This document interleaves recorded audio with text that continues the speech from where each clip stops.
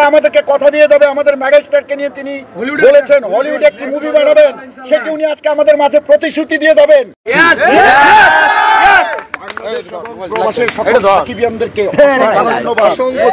গতকাল রাত 12টায় যখন আমরা মেহেদী ভাইয়ের কাছে শোনার পরে যখন আমরা এই কর্মসূচি হাতে নিয়েছি, 64 জেলার সাকিবিয়ানরা দুপুর 2টার পরে রওনা হওয়ার প্রতিক্রিয়া জানিয়েছিল, আমরা তাদেরকে নিষেধ করেছি। এখানে যারা আছে শুধু ঢাকাস্থ।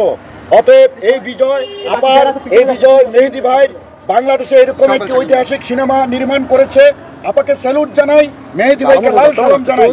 আগামী দিন আপা আমাদেরকে কথা দিয়ে যাবে, আমাদের মেগাস্টারকে নিয়ে তিনি বলেছেন হলিউডে একটি মুভি বানাবেন, সেটি উনি আজকে আমাদের মাঝে প্রতিশ্রুতি দিয়ে যাবেন। ভাই পাকিস্তানি না 100% চাই।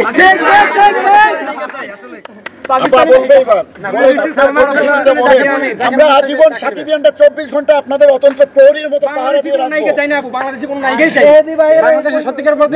আমাদের হৃদয়ের মধ্যে একদম রাজা হয়ে গেছে। আমরা এখানে কিন্তু অনেক প্রফেশনের আছি, সবাই কিন্তু একটা কথা বলি, ওই যে এই ছেলেটা বলতে তামিম বলতেছে তার মার কাছ থেকে টাকা নিয়ে আসছে। আমি এটা জরুরি, এটা জরুরি, অনেক জরুরি।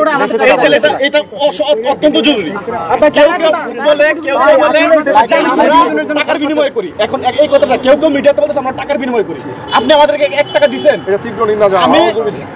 এবং আমি বলি আমার স্যালারি আজকে ঢুকছে, আমি কাকে জানি দেখাইছি, উনি একজন প্রফেসর। আমার স্যালারি আজকে ঢুকছে, আমি ঢাকা ইউনিভার্সিটির স্টুডেন্ট ছিলাম, আজকে ঢুকছে। আমি শুধু স্যালারিটা ঢুকবে, আমি নিজে অ্যাকাউন্টসে কাজ করি, আমি তাড়াতাড়ি ঢুকে ব্যাংকে 100 বার ফোন দিচ্ছি ভাই তাড়াতাড়ি ঢুকলেই আমি ফ্রি হতে পারবো। ফ্রি হওয়ার সাথে সাথে আমি এখানে চলে আসছি, নিজের টাকা খরচ করে, মায়ের টাকা খরচ করে, বাবার টাকা খরচ করে। তো আমরা সাকিব খানকে ভালোবাসি, আপনার উপর বিশ্বাস রাখছি, আপার উপর বিশ্বাস রাখছি, আমি বিশেষ করে আপার উপর বিশ্বাস রাখছি। আমাদের সরকার বিদেশি ইনভেস্টরদের কত কিছু করতেছে, আসেন দেশে আসেন। আর আপনার স্বেচ্ছায় নিজের টাকা, পরিশ্রমের টাকা একটা ভঙ্গুর ইন্ডাস্ট্রিতে ইনভেস্ট করতেছে। তো এটা যে কত বড়, আমি নিজে ফাইন্যান্স সেক্টরে কাজ করি, এটা আমি বুঝি।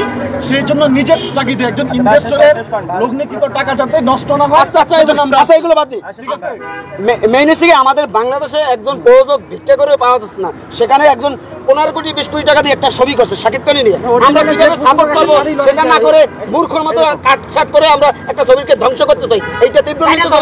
সাকিব খানের 2006 সাল থেকে যে মান্না থাকতে যখন সুপারস্টার হয়, ওই থেকে ষড়যন্ত্র শুরু হয়েছে। আর প্রতিদিন শুরু করতে আসলে আমরা নামতে পারি আজকে ষড়যন্ত্র আমরা দেখতে সাকিবের স্থান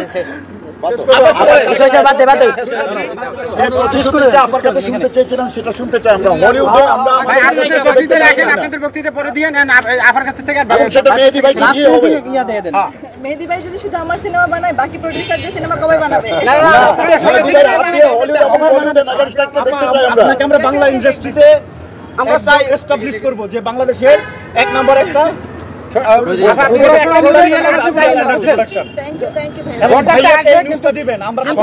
অসংখ্য ধন্যবাদ। সামনে আরেকটা ব্যালেন্সিং প্যাকেজ ছবি চাই, মানে আমাদের খান সাহেব তামিল স্টাইলে মেহেদী ভাই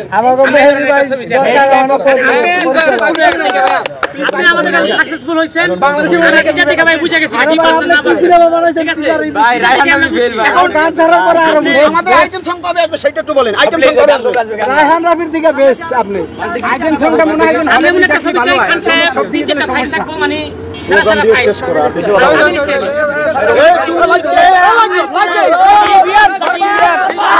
লাগে সাকিব লাইক দিলে বড় আমরা অনেক আগে ভিডিও লাগবে একটা ছবি দেখার জন্য আমি স্টেজে বরবাদ। তুমি কে আমি কে সাকিবিয়ান, তুমি কে আমি কে সাকিবিয়ান, তুমি কে